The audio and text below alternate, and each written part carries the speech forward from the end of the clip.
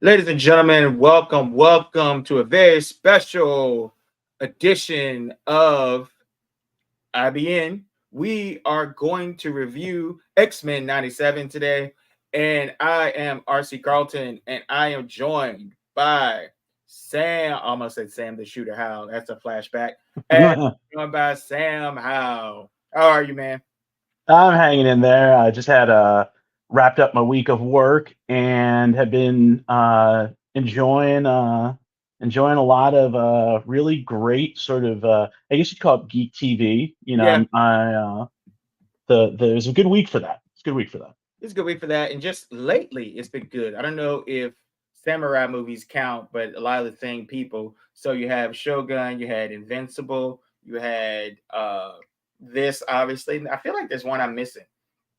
We haven't watched Fallout, but a lot of people like No, Fallout. So yeah, it's been a really good week for or a month and a half, maybe since March, for people that really enjoy superhero, adventure, sci-fi, dystopian, whatever you want to call it. And even House of Dragons is coming back next month. So it's been a good TV year if you like that sort of thing that we like. All right, so we're doing X-Men 97. What's your background with X-Men? How were you introduced? How often did you watch it growing up, or did you catch up later, or what happened?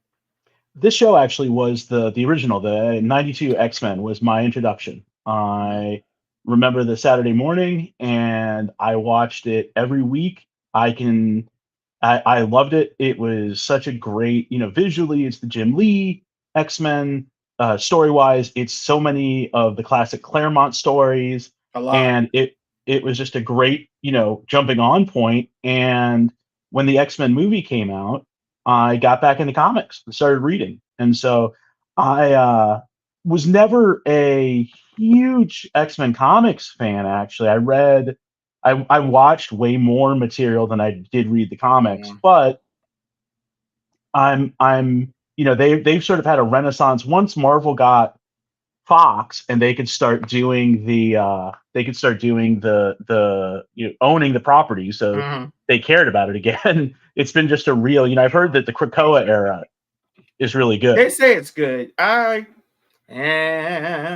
I tried to get through it. It had a good start, but I kind of got laggy. So I'll see if I can go back through it. But I'm similar to you in a way.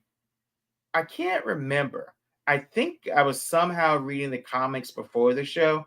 Hmm. The only comics I remember growing up, I know Spider Man, hard to miss Spider Man, but the only comics I ever read were Spider Man and X Men until like I was in my 20s. And though I even had a subscription, I'm not sure if, and it was maybe like $6, $9, $12, $20. It was very cheap for 12. And like comic books back then in the good old days, like if it's 175, like I was pissed off. But so I grew up reading X-Men comics either way. I don't know, but I know I was so excited for the show, and the show exceeded my wildest dreams. We're talking about 92. And there was a dearth of superhero fiction. If you go back, there's a really horrible Captain America movie from like the 80s. The Hulk stuff, you had to really like it. It's classic. It's as long as you don't watch those movies that came on NBC that were specials. The regular Hulk series was pretty good for the time. I'm trying to think of the things before that. Not a lot. Not a lot. And Marvel took like 20 years to make a Spider-Man. It was in production hell. So X-Men for me was the top dog. And it also was Marvel's top dog for a long time. The Avengers were second string. It was all about the X-Men from the comic sales or Claremont, from the show. And then the first Marvel movies you saw besides X-Men. Spider-Man was the X-Men, because they were the second most marketable product that they had. So part of this, I'm so excited that the X-Men are back on top, even if it is because the Avengers have disassembled, comic book reference there. So that is exciting for me, that the X-Men are getting shine again, because it's been a long time and they churned as much as they could out of that movie franchise. Oh man, they really did. I will never for the life of me understand why they brought Bryan Singer back for Days of Future Past, because I really liked First Class. I thought, and now that we know what we know, like I'm not going to pretend that like I had some great and good, glorious reason to not like Bryan Singer. I just thought that First Class was better than the other X-Men movies. I thought that I like I'm gonna blank on his name. Fastbender. No, he's Guy Ritchie's buddy. He did The dude from Layer Cake. Split. The dude from Split. Not the actor. It was the director. I might not know him off the top of my head. But the X-Men being on top, the Avengers. There was a thing that I saw that was really funny. Somebody said that the Captain America and Iron Man sitting in the White House doing nothing was the most 90s accurate thing. Yeah, that's kind of what they did. Yes. Yeah, because you couldn't pay people to read Avengers in the 90s. No, I didn't even consider reading Iron Man and Captain America. Just seemed too geeky. They did great stuff with Marvel and the MCU. So let's get to the final episode, or the finale. I keep calling it the final episode. It is not the final episode, knock on wood. I know they have been greenlit for seasons 2 and 3. I'll ask you, what did you think of the finale, the season finale? I thought that the finale was, so I liked it a lot. I thought it was kind of disappointing only because what we had so far with the episode, it felt like a season finale, whereas the rest of it felt like this event. And so to have these moments where you're setting up season 2, essentially, it was a little bit of a disappointment, but I thought that it did so much right. I had the season at an A+ going into the finale, and I would rank it at an A, and which is not, I mean, that's not knocking it down. I think that it accomplished the job. I still think it's the best Marvel series that they've done on television, and I think it was probably of the MCU, including of the post Netflix series. I would say that other than Loki's first season finale, it's the best. And I would even put it over Loki's first season finale, because no one expected that to be leading into anything. Mm-hmm. I knew that there was a season 2 coming of this.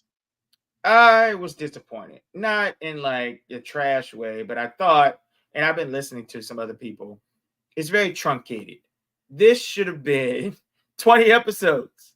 They don't really do that anymore. 15, or even the Netflix standard, which a lot of times can be 12, 15, even though Netflix stretches out like movies into shows, and sometimes it feels lost. But there's so much to choose from, and I feel like they threw so much in there. We have a little bit of Days of Future Past. We have, E for Extinction. We have a little bit of the Phoenix Saga. I don't even know what you call it, the Madeline Pryor and the Jean stuff. There's a lot. Yeah. There's so much. We have Xavier going with the Shi'ar folks, the Bird Woman. We have a lot of stuff in one season, and there was one.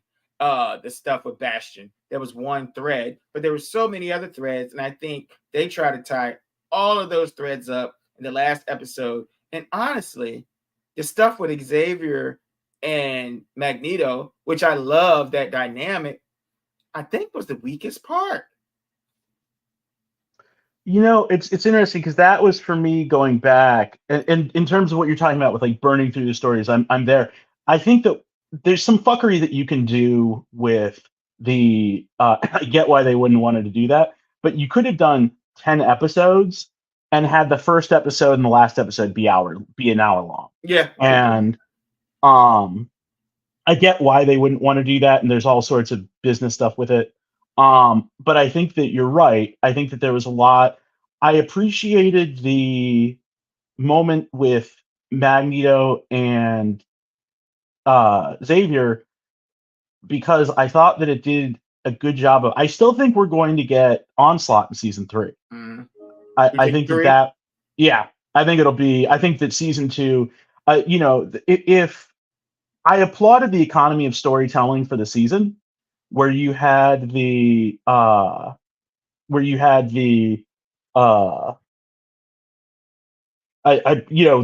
thought like they did a good job of getting as much into the time as possible.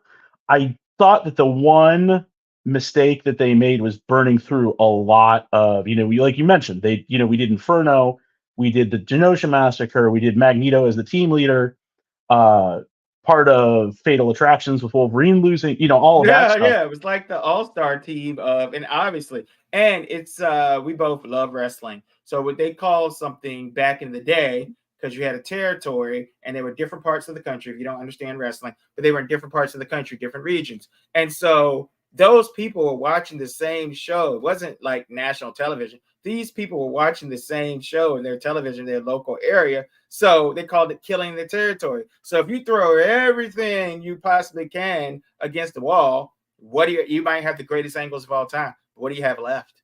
So now, obviously, 60 years, whatever years of comic books that they have, a lot of stories, but not a lot of like A+ stories. Mm-hmm. So that concerns me, even though they said Bo DeMeo has written 2 already. They're gonna have a new show running for 3. And I don't want to feel like I want to get past this because I really enjoyed the show. It was, as a fan of X-Men, as a geek, it was life-changing in the geek universe. But I got to get this out because I'm not gonna say it ruined it for me, but I was really disappointed. And the expectations were high because they raised the expectations. Like I was telling anybody that would listen to watch this show, it's great. And I still A-. It's not bad. I need time to reflect and rewatch it. But the Magneto stuff I thought was too long. Jean all of a sudden was a Phoenix again. Maybe they hinted at it a couple times, but come on. She was a Phoenix for 5 seconds to beat him. I'm trying to think. And it wasn't that Xavier and Magneto having a heart-to-heart was bad. It's just how many times are we going to do? They're trying to make the GOAT, Magneto, into the Big Show with face and heel turns. And all right, like, pick a lane for a season.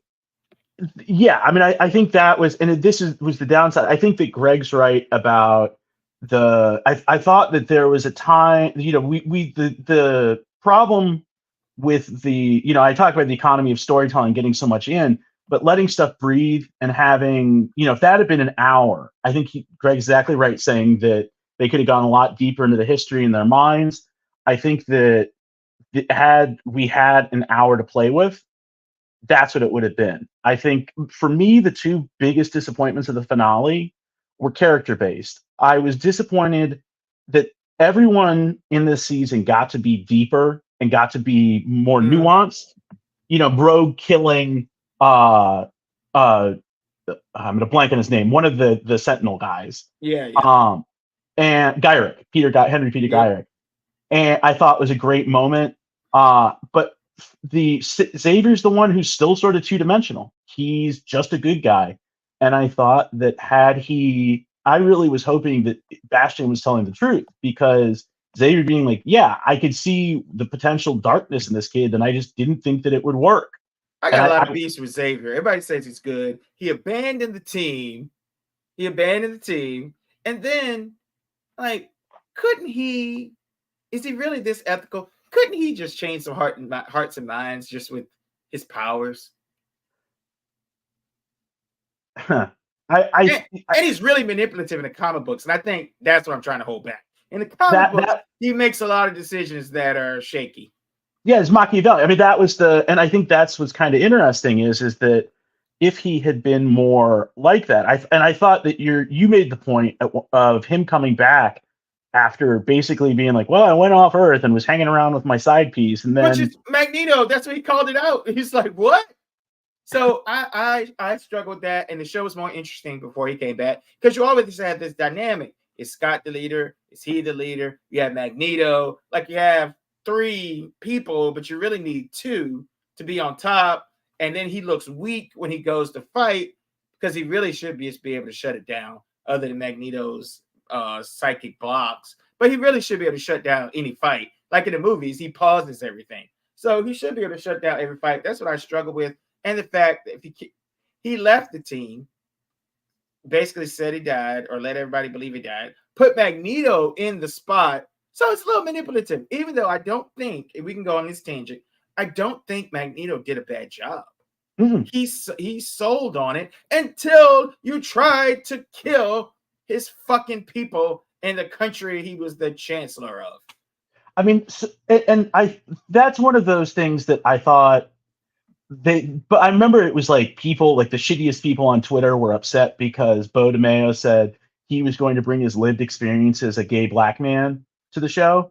And I think that the fifth episode hits no matter what, but it really hits if you are, I would assume to be, if I'm not black, so I'm not going to say that I know what Some that's like, kind of but minority. Some kind of yeah, but like being well, Jewish and being like, man, it yeah. would be nice to have that place where you would just like, this is for my people. And oh God, it's so fraught to talk about that right now. I'm not going to Well, get he's too into Jewish. that. He's Jewish. Like Yeah, Magneto's Jewish, which we eat. exactly. And Yeah. so to have this moment where he's, has a place for mutants, he has seen the very worst of what humanity can do. And then it comes to, well, humanity, that he's seen the Holocaust and he's now seeing humanity is poised to do it again. Why wouldn't he respond the way that he did? Like, Yeah. they have literally just been like, yeah, no, you're exactly right. Like, like Magneto was right, was the, the meme. It's like, well, yeah, it's the meme because he's right. Yeah. Now, what he does in response to it obviously is wrong, but it's obviously wrong what he did, but it's understandable. I'm not sure you should, take the world's magnetic field away. At first, I just thought he did EMP, but or EM, what is it? Electronic, EMP, yeah, electromagnetic pulse. Yeah. So I thought he did that, but I didn't realize it was like the whole gravitational force of the Earth. But the way they've been treated is very understandable, even though until you do this, he's basically Netanyahu. But within in 20 years, will people say this is Netanyahu and this is Gaza, as opposed to Martin Luther King and Malcolm X, like everybody says now? I'm joking halfway. I mean, I think that there's, is he Hamas? And I thought that the reason why what Magneto does is wrong is that he targets, it's indiscriminate. It's not, if he had targeted, like there are, there's a whole thing. I mean, yeah, like, and in fact, like there are government actors, like that's the whole thing with the UN where Captain America's like, well, I can't do this because my hands are tied. And like, no, like these are like, and that was the other thing that got me about the president, that like, I get it's a 30-minute show, but like, bro, you have a coup in your own government. Like there were people like, you got to deal with, like, and he's like, well, we got to take care of Magneto. Like, my next thing would have been like, and about those people who and all the humans, there were so many humans. Garrick, the blonde lady, I can't remember her name. Even Dr. Doom said, look, bro, we didn't know you were gonna do all this. Like, we thought you were gonna kill one here. We thought you were gonna kill the X-Men. We didn't know you were gonna blow up. Some people say 16 million people. Like, Genosha is a country with a lot of people. So everybody was like, oh, we didn't know you were going to go that far. But you were part of it. Okay, you were still part of killing people. You just didn't know it was going to be 16, 20 million people. But let's get to the good start. Let's get to the good stuff. I know what you're going to say, but what was the high point of the season for you? I hope I know what you're going to say. Oh, it's the fifth. It's remember, I mean, that to me is, Bo DeMaio talked about that the show, the first 4 episodes, and I think that fifth episode is so good that the Jubilee episode that I was so lukewarm on beforehand is improved, because the message of, like, it was warning us, like, this, you can live in the past and you can live in your nostalgia, but the real world comes through. And that's what comes in. And that to me, that episode is so perfect in that moment where you have that beginning set up where you see, and one of the things that I loved with the fifth episode is that it's not a perfect country. There's the point where I think it's Gambit who's like, wait, $16 for an apple? Yeah, he was kind of like, yeah, something's fishy. It's like, well, yeah, like it's difficult to build a country, and I just thought that was such a, it's better, but it's not perfect. And the way that the sort of the kinetic, not, those rapid cuts, the feeling where the violence is so not, it's chaotic and it's scary and it's upsetting. And I think the contrast, shocking too, shocking. And seeing blood, seeing characters die, and comparing it, the moment that gave me chills is when Magneto says, "We will not, wonder if we could have saved more." Yeah, that was good. And comparing that, there's that opening episode where the badass moment where they beat the Sentinels, Yeah. and you have it's such a moment of triumph, and they're defeated before they even start fighting in the fifth episode. Like Yeah. the best that they're gonna do is stop the bleeding, and that is to me part of what makes it so good and excellent. And I think that is such a pivotal moment. I mean, I don't know how that doesn't get some Emmy consideration when we do the like when we get to there, Yeah. just because that's such a great, it's just such a great episode. It is. I humbly submit that that episode is as good as anything Marvel has done. I think it reached that point. Mm. MCU, anything. I don't even care if it's it's tough. I still think it's on that level, if not better. Endgame is nostalgic. They cheated. They had all this stuff. I don't even think you can really judge Endgame as a movie because it was the catalyst of all of the stories. So it's like All-Star Game, you know. But I think it reached that level. And the fact that everyone talks about the show and all anybody ever says is episode 5. I mean, you say some people say remember it, but most time I hear like, how many times have you watched a show and everybody says the name of the number of the episode? You know, that's like it shows you what that show was, and the whole thing. It subverted expectations. They had a good reason for Gambit to go. He wasn't going to go, but they set up the Rogue Magneto dynamic. He was jealous. It subverted your expectations. It's like Rogue's going to go with Magneto. It starts out, and Magneto has that good line and something like the blonde girl. I can't. Do you remember her name? I'm Valerie. Yeah, Valerie something. Yeah, And I'll check. she says something like, I'm surprised a country is having a terrorist. And Magneto kind of responds and says that basically, I'm paraphrasing. He said that's pretty normal for a country to have a terrorist as the leader. Basically, he said something like that, and that's great. But it subverted all of the expectations because you don't think anybody's gonna die. B, you don't think this crazy attack's going to happen when everybody's happy. It's the crowning, it's Magneto's great moment. And also, I thought it was a great episode when Rogue was just talking to Gambit and having a love triangle. I just thought it was a great episode. And then when they're dancing and singing, it was more adult. It was the first time the show got adult. He was kind of grabbing on her and he kissed her. And then later on, we see the blood. And then, of course, I love Gambit. Gambit is my favorite X-Men, at least in the series he is. Mhm. And I grew to love Gambit through the series. And the only time I've ever seen him done well is a series, besides a couple here and there comic book issues when he was the focus. But most of the time, I don't think he's that great in the comic books. It was the guy from Friday Night Lights. Taylor Kitsch. Yeah, Yeah. it was just they've done Gambit. And it was going to be horribly. Channing Tatum was the rumor for years. So they've done with Gambit. It's been horrible. But I think to use that character, a beloved character, and I honestly think it was perfect. Again, my favorite character dying, and it really doesn't bother me, shows how great it was. Because they gave him one of the best send-offs I've ever seen, and a crazy line. And all I thought it was going to be was a hero scene where Gambit kicks ass because he's saving Rogue. I said, oh, okay. I hate anime, but they say Super Saiyan, or how they say it. Mm-hmm. Yeah, I think it's Super Saiyan. Yeah. I thought he was just going that. And even when he got stabbed and he lit the whole thing up, I didn't think he was going to die until he said, remember it.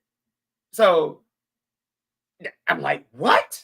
And then it ends like that with her crying, and you have Magneto saying, don't be afraid, to the little Morlock, which is a thread as crazy and as tough as Magneto is. He had a soft spot for that kid the whole time because he came in episode 1 or 2 and saved him. Episode where, and that to me, and that's one of the other things, is that the show did a lot of little things really well. Is that moment where the humans talk about how the Morlocks, it's so horrible that they live in the sewer, because then humans, can imagine that, and it's so horrifying. Magneto's like, Jesus, like they can't even live in the sewer. Yeah, he's like, y'all go after the lowest rung of what we have. You still go after them. Like he just can't. And I think that's the connection. He could not believe, at least I don't think in the anime series he ever came across a Morlock. If you're geekier than me, then please point it out. But I don't remember him ever having a lot of interactions because Magneto is very regal. Mm-hmm. He's not going down there, but he was branching out, little outreach there. But so like that, and he brought it up to Xavier. Part of what pushed him over the edge. It would have pushed him over the edge no matter what. But the fact that he made that promise that he could not keep when he tried to do it the right way, it broke him. I mean, and he did the like you said, I love that line where he says, they're like, I can't believe that they would let, a government leader be a terrorist be a government leader. He's like, why? Like government leaders are terrorists all the time. That's what it's supposed to be. Yeah, that's kind of how it is. And I think too, it's the best. This is the key to the whole series. I'm a Magneto stan, man. I'm a Magneto stan. If I was gonna list my top 10 favorite comic book characters, the villains would be the Joker and Magneto, somewhere in the top 10. And I'm talking about all superheroes. So I mean, I don't know how I would do them because superheroes and villains are so different, but somewhere in there, in like the next tier, beside I have Spider-Man, I have like my holy trinity of Spider-Man, Superman, and Batman. Then after that, it's like Wolverine, it's Magneto, it's Daredevil, it's a lot of different people, but those guys are in there, and I do think Magneto is the most compelling villain that exists in Marvel, at least. Maybe exists in comicdom, because the best villains, they always say the best villains make sense. They think they're the hero. And in Magneto's case, a lot of other people think he's the hero in that universe. That speech that Valerie Cooper, that's the character. There we go. That she gives at the end when Bastion, and when she frees Magneto, and she's like, I remember thinking as I'm watching these people fight, giant robots try to kill me, and I remember thinking, oh, this is so predictable, and I just, that was a speech. It's hard, and it's so hard to talk about this show. Like, I really don't want to, get on a soapbox or talk politics, but it's so difficult. The joke that I made about the show was that the politics of this season were so good that it actually made me forgive them for Captain America or Falcon and Winter Soldier having the villains be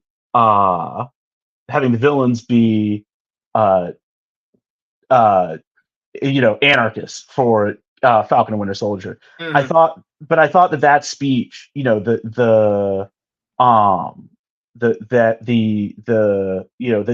all saw this coming. I think that was great. That was great. And two, I think it's what everybody feels if you are not a majority. Mm-hmm. It's like I'm never surprised when there's a police shooting of an unarmed black man. Never have I been shocked.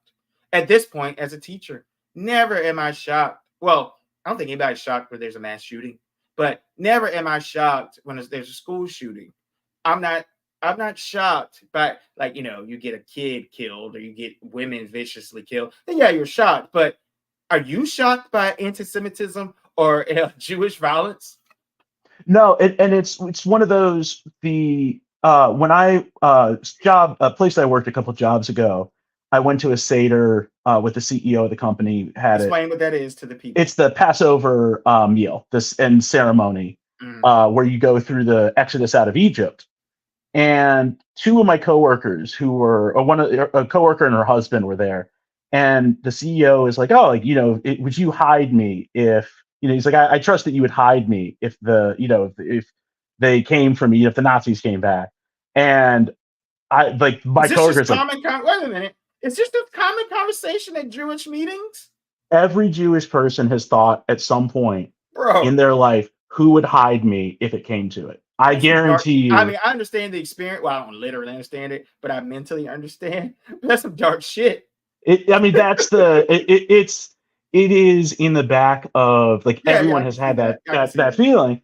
And so, like, that speech from, like, Magneto, where he's, or Valerie Cooper, where she's like, yeah, it's I think that it did the idea of being I get Magneto, and I think that what makes Magneto such a great villain, like you said, but also is that he kind of goes, and you're like, oh, maybe not that far. Like, maybe you should have, like, you didn't have to kill all of those people who were flying with that, when you turned off the magnetic field of Earth. And as they point out, like, all of the mutants And he's like, yeah, evolution happens best in darkness. And I was like, oh man. That was great. He said that. I'm glad they brought it up. He was like, they'll make it. They're tough. Like a Yeah. really bad dad, like an abusive dad. He's like, Yes. they'll be all right. Or like those dads that, or you hear about it, that leave their kids in the in the wolves. Yeah, there could be wolves, but leave their kids in the woods and like find your way back, kid. It's like, Yes. bro, what? That was Like, the only thing. That was the only thing I thought was a bad.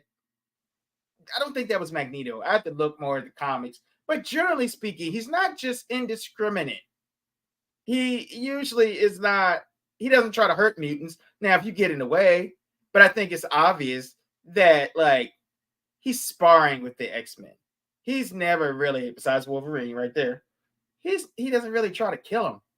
He just kind of is like, okay, I'll put you in a metal thing and go away, get out of here. But he doesn't like, he treats them like you would treat a family member. Like you can fight a family fight, but you could really fight a family member, but you're not trying to kill him. Like once you get him on the ground. I thought that actually what made what he did to Wolverine worse is that he wasn't trying to kill him. I think he was just trying to hurt him. Yeah. But he got stabbed. Like, come on. It's not like it came out of nowhere. And I thought that it was also very true to the character. I thought that was one of the best things about the show is that in a series we're everyone watching the X-Men fan. Wolverine is the most popular X-Man. Yeah, and I think that and DeMaio knew that. And so he went, okay, cool. I'm going to focus on all the other characters. So yeah, I was going to say, he kind of took a back seat until that moment. But and I'm fine with that. He's the most defined character. Well, maybe Magneto, but based on our knowledge of him, because he's always there. And if you read comic books, outside of Spider-Man, there are probably more Wolverine guest spots, special appearances, team ups than any other character. Even, maybe now, but still, Wolverine is Wolverine. Maybe now you have Captain America, Iron Man, but still, as far as team ups and and as far as trying to move merch and move comic books, Wolverine is the guy besides Spider-Man.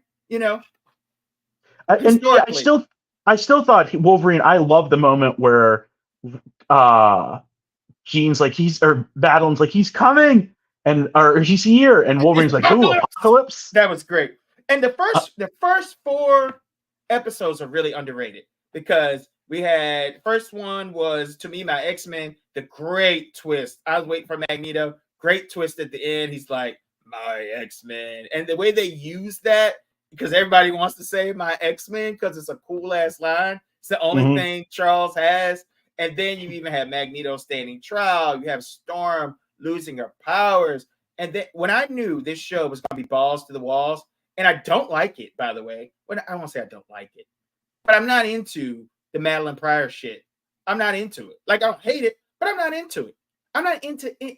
For some reason, I love Jean, but I don't like any of her storylines. I don't know why that is, other than I'll stand on this. The X-Men Last Stand, the third one, is not that bad. But anyway, that's the only time I've ever enjoyed this Jean storyline. I thought that the Madeline Pryor thing, I got it, and I got what they were doing with it, especially if they wanted to have some distance between Scott and Jean. I thought that it was interesting. I thought that that was one of those that it was a double-edged sword. I thought that Inferno, making it a smaller story, making it just an X-Man story, was better. But I also felt like that point where Madeline Pryor at the end is like, I don't have a name and I'm not you. I think I'll call myself Madeline Pryor. That was like when they struggled with the comic books movies, but they knew they had to say the names. So they always would have a line like that to come up with the name instead of like trying to do it organically. He was like, well, I think I'll call myself the Wolverine. And remember the Wolverine movie that bombed? So it's like that. But I will say, I'll take that back. I was not into the Madeline Pryor stuff until this show. And on this show and in the comic books, the Phoenix just seems too dense. I don't really like sci-fi X-Men. And when I say I don't like something for X-Men, I'm gonna still watch it. It just doesn't hit my sweet spot.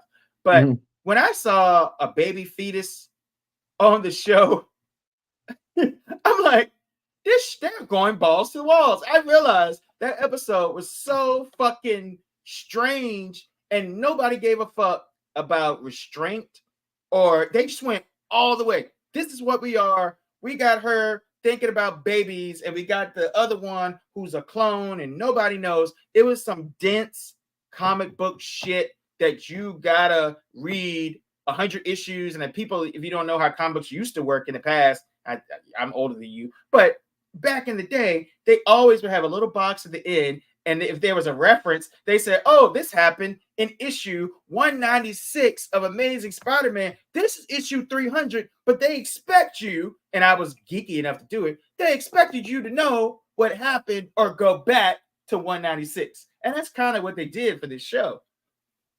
I thought that was and I thought it was great. I mean, that was the where it would be the like this happened way back in editor's note, that was and this is before Wikipedia, where you had way you would before just Wikipedia. I think we're close enough in age that yes, this is similar. But I thought I thought that the story that they told with it, I think that setting up for season 2, I think that there was a lot of I think that they didn't know if they were going to get to do this, they were going to get a season 2. So I think that Beau DeMaio was like, I want to do this story, this story, this story, this story. And I think that doing that was hugely so he was very focused on, I want to hit this, I want to hit that, I want to do this, I want to do that. And I would expect next season that we're going to get a little bit, I think I have to assume that we're going to get the Apocalypse story being the entire season. And I think so there's one theory that I heard that I kind of like, which is that he's assembling the Omega level mutants as his Horsemen. So he's going to try to have Magneto, Jean,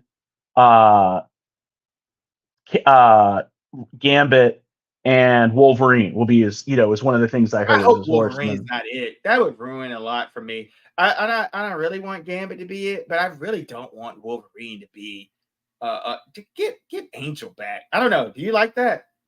I don't know. I think if he were to have G, I don't know if it'll be Wolverine, because I think I just said that because that's how Wolverine gets his. But no, people have been saying it though. People have been saying it.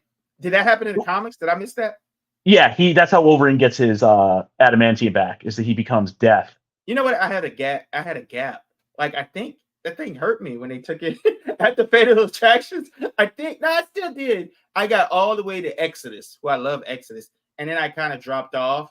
So Magneto was on Asteroid M. I think that we're both kind of tired on Asteroid M. And then Exodus was there. And I think it's before Fabian Cortez betrayed him by mixing animation and comic books. But anyway, somehow there was a gap, and there was some crossover with the Avengers and the X-Men, and somehow I stopped reading. I got lost a little bit, but so I didn't know that part had happened. But I came back for Age of the Apocalypse, though. But there was a gap. And Gambit was at one point the Horseman Death, and I think that I could see Jean Grey, Emma Frost, Gambit, and Magneto as the Horseman. I think that the story that they're going to do, what somebody pointed out to me, my friend Steve pointed out to me, when they go back in time, that looks like Kang's ship. Yep, that wasn't he? He was there, wasn't he? He's Rama-Tut. Yeah. Even though so they might Kang's, but kind of a disappointment in MCU. But yeah, I mean we'll see. I mean, I think that they're still figuring out what they're going to do with that. There's a lot of questions, but I expect that season 2 will be a little bit more, I don't want to say focused, but that there will be less of the need to kind of jam pack everything. I think so too. I'm some of the things I'm curious about. Well, Kang also exists on the show. You remember at the end of he plays that janitor in the end of time. Okay. I just rewatched the series before this started. I was like, I remember he turns into somebody. I was like, "What the hell is this guy?" And I went back and watched it. I think that this as a debut season, if I were the guys, if I was everyone working on it, I would be so happy that I had season 2 written before Yeah, this because aired. you would second guess yourself a lot. I mean, if I had written, there's so much pressure now, and they managed to avoid that, and I think that avoiding that pressure, it'll be interesting to see what happens with season 3 with the new showrunner.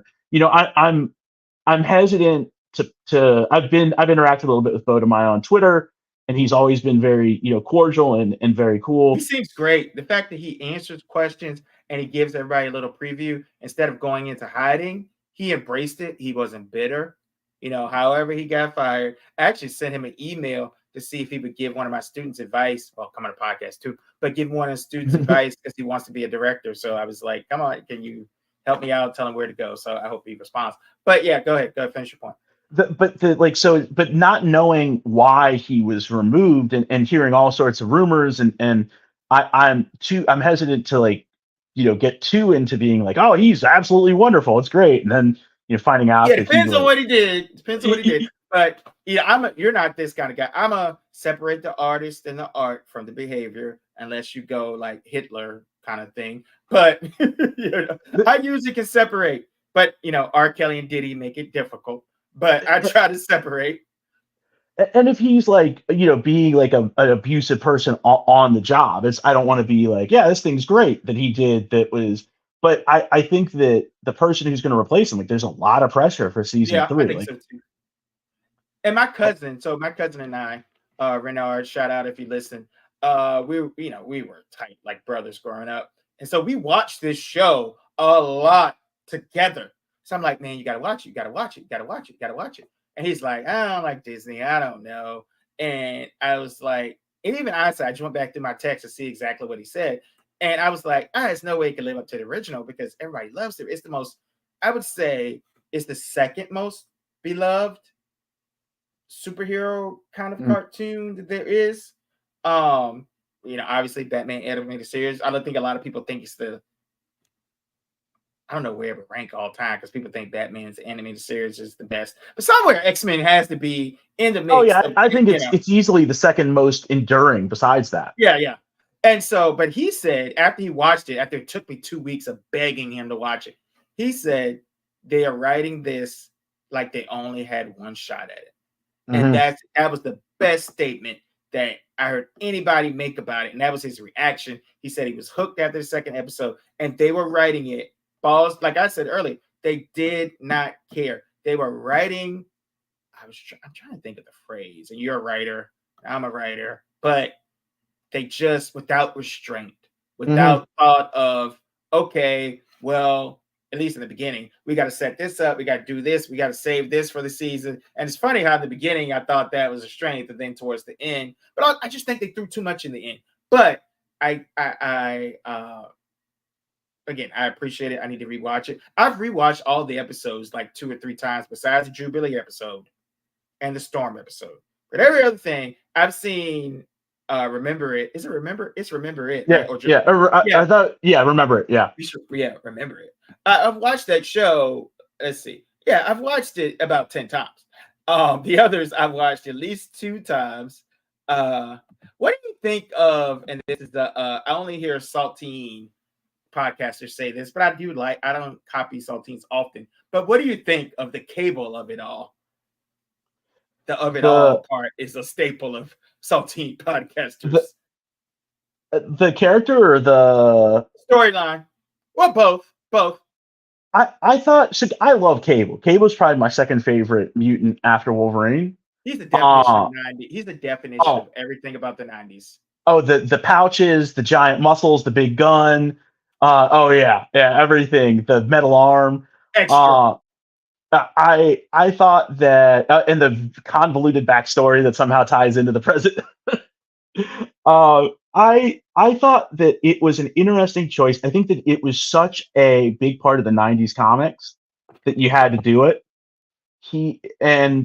I thought that some of the best emotional, like I thought that was, it's hard for me to pick a favorite moment in the finale, but I think that the one in the diner where he's talking to Scott and Jean, I thought was such a beautiful moment where he says, like, I don't want to make the same mistake, where Scott says, I don't want to make the same mistake that my father made.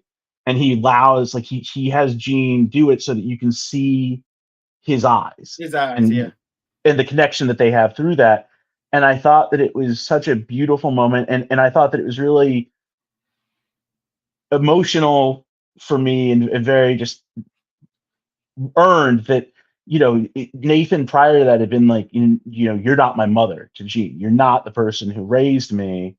And to have it be that, I think that I agree with you in terms of, I think that they could have been a little more focused on you could have dropped some of this stuff and been more focused on the Bastion and that sort of thing. Because But that I was another thought thing they threw in there. Yeah, another thing they threw in there. I thought that moment, even Bastion, there's like they don't, he's not the idea of his wanting to like recreate his childhood. I thought like I'm surprised this didn't get talked about more, is that he's kind of the most poison fan, Yeah, because he he's takes, not a mustache twirling villain. He has a reason. I don't think anybody would agree with it, but he has a reason. He's not Apocalypse. He's not Sinister. He's Mhm. not. It's hard to say he's not evil, but he's not inherently evil. What am I looking for? He's not. he's not. He's been turned evil maybe by life, but like Sinister always was a piece of shit. I can't even remember Apocalypse's backstory, but he's been a piece of shit since the Egyptians. So It's the whole, like, it's the idea of like the Bastion at least has an, it's the say what you will, it's an ethos, like that he yeah, believes in something, whereas Sinister is just like, I want to learn about like this whole survival of the fittest thing, is that it's this very yeah. weird like scientific thing. And it's the same thing with Apocalypse, where he's like, we must keep the strong, and there's no, it's just this stupid like philosophy for philosophy's sake, rather than like Bastion, who's like, well, I want, I don't want to be extinct, and I Yeah. want to be a part of something. They did a great job with him because I think I'd heard of him, but I've never like really made a note of him in all these years. He is like a D-list. Is he? I wouldn't even say D-list, but let's say D-list for villains for the X-Men. I think Sebastian Shaw is like 2 steps above him. There are a lot of villains I would like. Mystique, who Cassandra else? Nova, Yeah, more like recent. everybody. I mean, like there are a lot of villains. Sabretooth, not even necessarily villains that are all Juggernaut. Like there are a lot of villains that would go way before the human. The Friends of Humanity are bigger villains in X-Men lore. Sauron. Sentinels. Yeah, But all those people are bigger villains than him, and they made him like God tier. It was great. I thought that and there were a few little things that they did with production, where the sound design that you had, where the energy blast from the Sentinels was the same sound that he made when he blasted energy, and I thought that was a nice little touch. I thought Theo James, who was on White Lotus, who did his voice, I thought there was something so eerie It was amazing. about that. Yeah, I mean, it is that they didn't, I don't think they modded it. He didn't, the way that Apocalypse's voice they alter, and Sinister's voice has some of that, has some sweetener added to it, but that was just like, he just sounded like a human being, and there was something really eerie about that. And that last fight where you really see like he's losing his humanity, but like he's lost his humanity, but it's starting to catch up to him physically, where his, that point where his jaw is like falling off, he looks like a Yeah, T-800.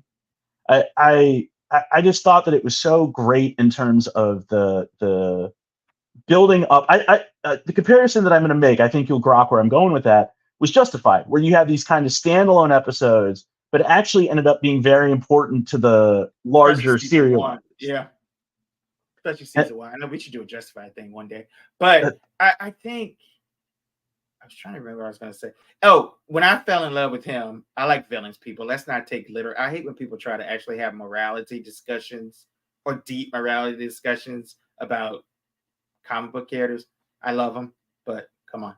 But I mean, some of them, like, that Magneto is right thing, I get, because that's the purpose of the thing. But I've heard a lot of people like talking about ethical thing. I was like, all right, man, let's relax. It's not, real internet foreign relation. But the thing and the voice that got me is when they kept playing Purple People Eater in the episode at the end with Magneto, and then when he killed the guy from the government, I think Gyrick. But it was just like perfect for what he was and what he was doing, and the way he was talking to Magneto and shaving him. You felt fear from Magneto too, because he had his eyes. I've never seen Magneto like really scared, other than like if a boulder is coming at him or like but most of the time, it's rare you see fear in his eyes, and what he was doing to him, and the way he was talking about it, and the fact that he had done all this stuff and nobody knew what he was doing, and we didn't know if Magneto was dead or not because Gambit's obviously dead, and it was just a great, and his voice, and just it was perfect, really, and the season finale, you got to have that third act fight, which I thought they did well, and they intermixed it between the gold team and the blue team. But I sort of think he lost a little bit by just becoming a duke it out villain. But great villain. He's right, but he ended up being right. I thought that was the other part that really got me is the X-Men. First of all, the little thing, I actually laughed out loud when Beast, like when the Sentinel comes in and Beast like pops on the chin, she's like I think it's like the Greeks loved horses, like and irony, and I was just like, fucking this shit, of course. Yeah. But I thought that the whole moment I thought was so great, where they decide, the X-Men are like, wait, like we're not embracing our message, like we need to stop fighting you and embrace the future. And Bastion's like, yeah, great point, guys. Except they're shooting missiles at us. Like, good call. That's the thing about being a minority. I guess nobody's ever. Well, I have been accused of being woke, but if anybody knows me, I'm not, obviously. But even by your definition, I'm not. Even on the good definition, I'm probably not. But when you're a minority, you can't win because you're in the minority of the population. So you're always outnumbered. So even with them, and I'm contradicting myself about the morality of it, but I did say Magneto. So the thing that Bastion said is like, look, in order to beat him, you got to give me what I want. You're never going to win the minority because it's always going to be one guy or gal that's like, fuck this, let's fight back. And then there's the other person like, let's sit down, let's make peace, let's have kumbaya moments. Maybe we can reason with them. And those two are so different. You're never going to get everybody to go the same way. And honestly, Black people and Jewish people, as a joke there that I won't make in person, but none of us have superpowers. Y'all been accused of having laser beams come out of your eyes, but I don't think that's true. Oh, who said that? It was some idiot. Oh, it was Marjorie Taylor Greene said it was just space lasers. We started the fire with a. Like, what? Anyway, but outside of that we don't have superpowers, so we can't really even the score, and so there's no right way. And you saw that, like Xavier's trying to do the right. So whenever the X-Men do the right thing, the humans attack. When the humans attack, Magneto does his thing, and it's this whole vicious cycle. The humans treat him like shit. The X-Men like, okay, we're gonna save you. We're gonna break it all up. We're gonna be the police. We're gonna break it all up and say, hey, can you guys please stop doing that? And that's the thing about Krakoa. All the mutants are like, nah, leave us alone. We're self-contained. No humans allowed here. Fuck y'all.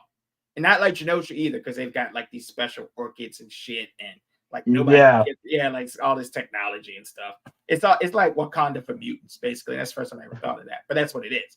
And so And like Magneto and Cyclops, they almost have like this, and they actually figured out how to do that correctly. While all three of them are in leadership positions, but maybe I'll start reading it again. But I think that they show you that that's the best part of the episode. They're like, okay, Xavier's like, I saved the day, but they're shooting missiles at me, and now Bastion's trying to do his thing again. So there's no right answer.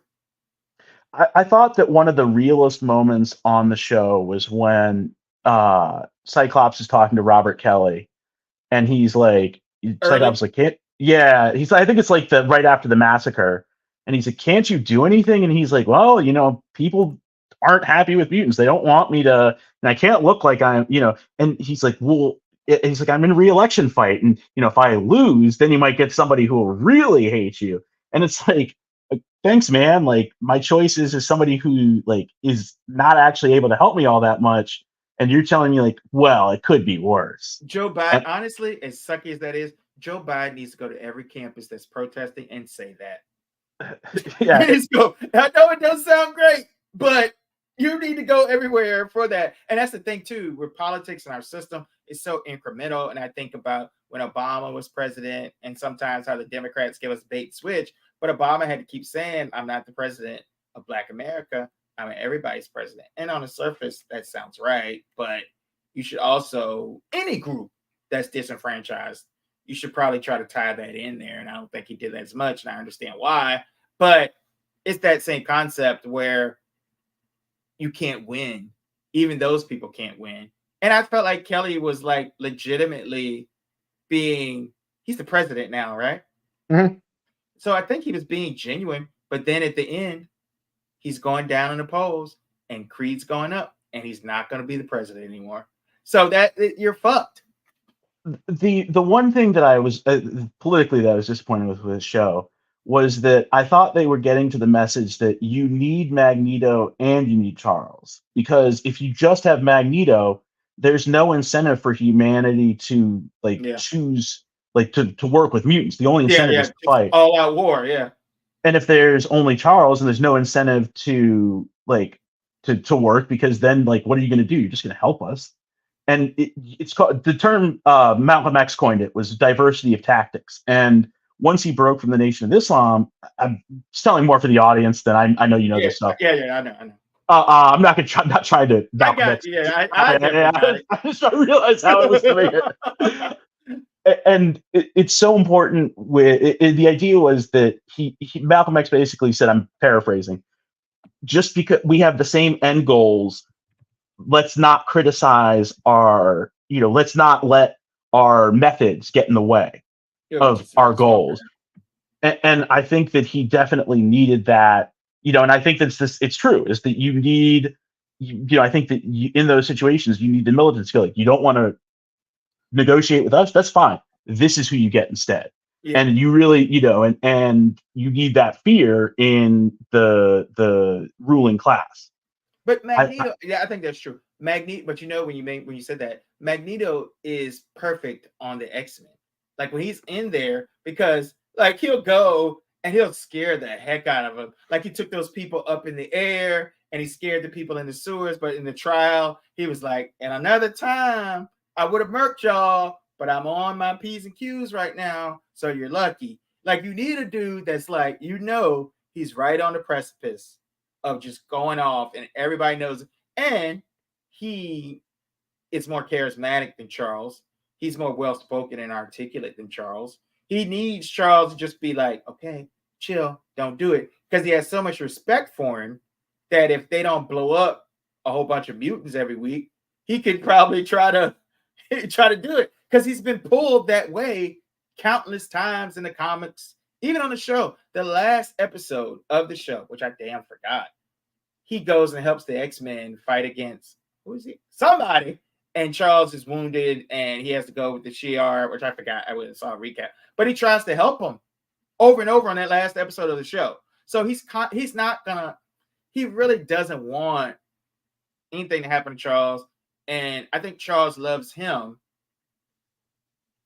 And Magneto respects him to the I don't know if he would say he loves him. I'm not even sure Magneto's capable of love, but for him, I think respect is more important than love.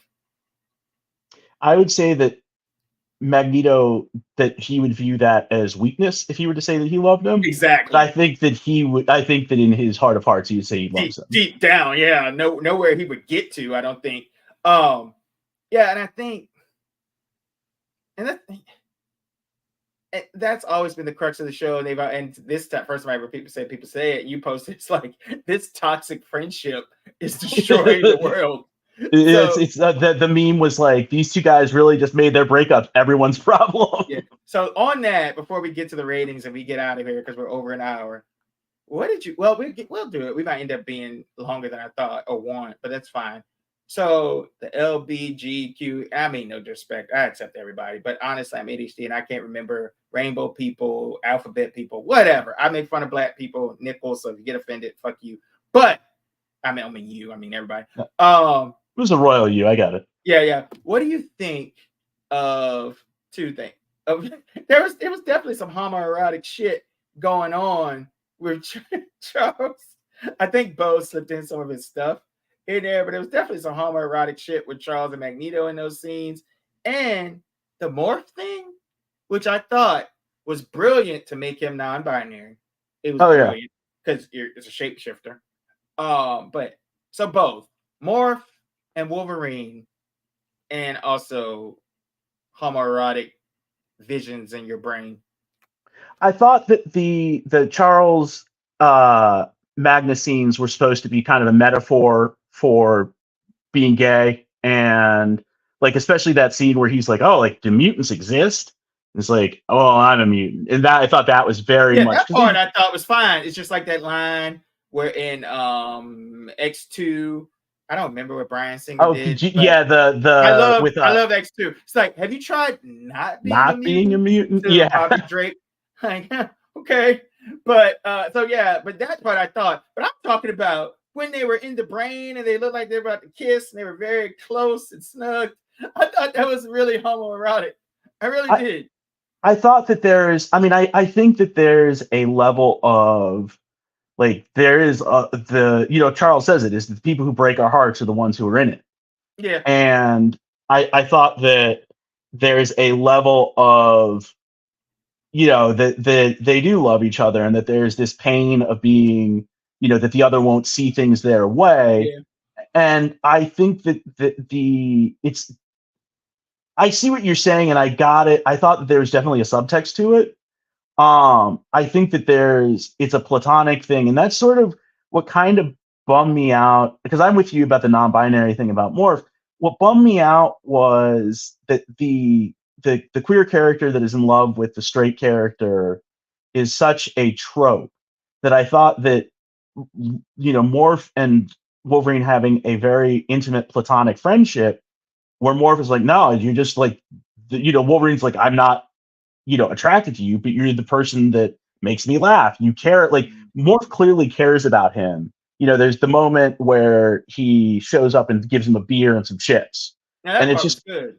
But it was kind of, I don't know if you'll say it, but I'll say it. He was kind of predatory. Like, why the fuck do you keep turning into Jean? It was funny the first time. It wasn't. That was weird. And then DeMille says at the end, last episode, when he turns into Jean, and he's like saying, I love you. And Bo said that was confession. Like, you're using someone else to jerk off on your moment. If you guys are listening, pardon the pun. I hope my students aren't listening. But I just thought they made him really creepy. I thought that moment was, I thought it also robbed it of some of the power that it would have had, because it's Morph not really being ready to admit who they are. Is that Morph is still hiding behind the being Jean, and if they had just been like, she's not here to say it, so I'll, the other person who loves you will say it. But it's also out of place. It's also out of place because another thing, they jammed. They could have waited that, but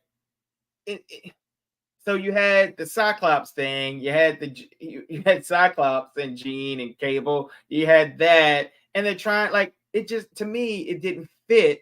Oh, this is what I'm trying to say. You had Cyclops say for Jean too.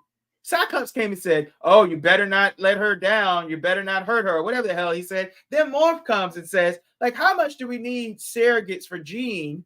One or the other. How many Jean surrogates do we need? And two, I'm not sure if Cyclops would say that. So I actually thought that it was a great moment for Cyclops because it showed, and I actually thought that here's why I like that.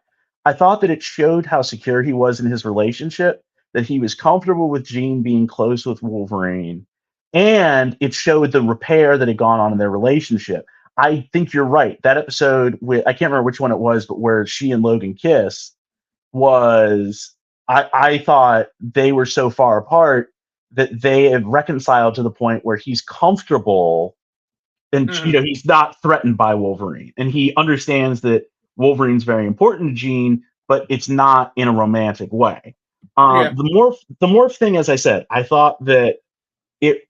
I don't mind if they want to have Morph have a relationship. I don't even care if they were to. Wolverine's been around for however long. I don't even know in the comics what they've done with him at this point. Somebody was saying he was in a throuple and he's been by. I don't know. I can't keep up with all that shit.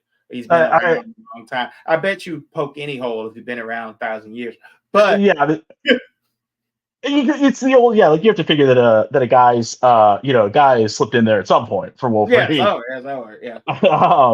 But I thought that for Morph it was if he had stayed Morph and not been Jean, I would have been a little more. I like I said, it felt a little bit manipulative, and I also was kind of bummed that they had Morph be in that moment. Oh, I'm in love with you. I'm finding this. I'm like with this friendship, and now that you're here, it was just a little silly. Not silly, but it was a bit of a bummer in that regard.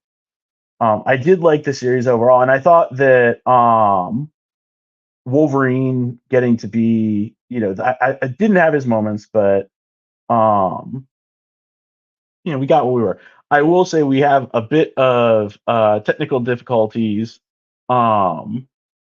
with RC.